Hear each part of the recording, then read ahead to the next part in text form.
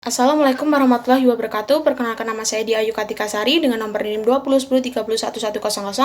Saya di sini membuat video tentang vertebrata untuk memenuhi tugas praktikum anatomi dari Pak Tri Laksono. Vertebrata adalah tulang belakang yang merupakan susunan dari tulang-tulang besar dan tulang-tulang kecil. Vertebrata itu memiliki 7 buah tulang cervicalis, ada 7 tulang thoracalis, 5 buah tulang lumbal, dan di bawah tulang lumbal itu terdapat sacrum, dan merupakan gabungan dari 5 tulang, dan di bawah lagi sacrum itu yang bernama coccyx. Kemudian vertebrata itu bertujuan untuk melindungi tulang susun belakang atau medulla spinalis.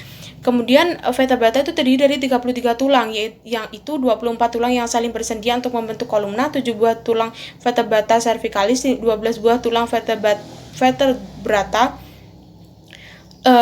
thoracalis, dan 5 buah vertebrata lumbalis, 1 os sakral, dan 1 os coccygeus. Vertebrata itu disusun dari korpus itu untuk menerima beban tersebut. Kemudian ada arkus atau ring bulat untuk melindungi dari spinal cord tersebut. Kemudian adanya di korpus itu adanya lubang atau foramen vertebrata. Kemudian adanya benjolan yang bernama processus transversus dan processus spinosus. Kemudian perbedaan antara cervicalis, thoracalis, dan lumbalis. Kalau cervicalis pertama itu dia foramennya lebih besar dan terdapat di tengkorak, tetapi cervicalis yang 2 dan berikutnya itu foramennya akan lebih mengecil dan meramping. Kemudian pada thoracalis 10 dan bawahnya lumbal. Kalau lumbal itu dia perbedaannya pada strukturnya. Pada lumbal keempat dia itu terdapat benjolan yang bernama processus accessorius dan processus mamillaris. Kemudian sacrum itu dia 5 tulang yang digabung jadi satu, sehingga sacrum itu merupakan tulang yang besar. Di sacrum itu terdapat linea transverse untuk menghubungkan foramen satu dengan foramen yang lain, dan adanya ligamen itu untuk melekat pada tulang, dan ligamen itu terdapat pada sendi-sendi. Ligamen pada vertebrata itu seperti anterior, posterior, flavum, interspecium, terus ada standar spinosus, dan ada intertransversum. Kemudian ada otot-otot pada vertebra, itu ada dari sisi posterior dan ada sisi lateral. Kalau sisi posterior pada bagian deepnya itu tidak bisa diraba atau tidak bisa dipalpasi, seperti transfer spinalis, ada longissimus, terus ada iliocostalis, ada spinalis, dan ada stratus posteri. Terus terdapat ada superficial, itu terdapat latissimus dorsi, itu dia dapat dipalpasi karena dia adalah otot yang besar. Kemudian ada sisi lateralnya, terdapat psoas. Kemudian dalam bidang gerak terdapat bidang gerak adalah bidang imajiner atau bidang yang tidak nyata.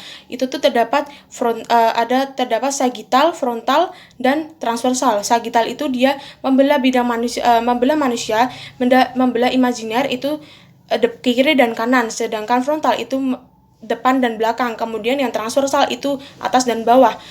Kemudian kalau fleksi ekstensi dia itu sagittal, kalau lateral fleksi dia itu frontal, tetapi kalau rotasi dia itu transversal. Kemudian kalau misal geraknya tidak beraturan itu bernama sikumduksi, dia bisa frontal, sagittal, ataupun transversal. Kemudian jika orang terlalu membungkuk itu akan menyebabkan kelainan kifosis. Tetapi jika orang itu terlalu tegap atau tulang rusuknya itu terlalu ke depan, dia akan mengalami lordosis. Dan apabila perbedaan kurva vertebrata dan mengikuti dari rotasinya itu akan mengalami skoliosis, bisa berbentuk C ataupun bisa berbentuk S. Kemudian ada diskus vertebralis. Diskus vertebralis itu adalah bantalan dari korpus tersebut untuk menerima tekanan. Itu terdapat nukleus dan terdapat analus. Kalau nukleus itu dia seperti jeli. Kalau analus dia tuh seperti dia berlapis. Kalau nukleus itu fungsinya untuk bergerak luas dan untuk shock absorber. Kalau yang analusus dia itu untuk menerima beban dari nukleus tersebut dan sebagai pasifnya. Kemudian pelvis atau panggul. Kalau pelvis atau panggul itu bagian-bagiannya yang dapat dipalpasi atau diraba, yaitu adanya di pelvis atau panggul itu adanya ilium bertemu dengan sacrum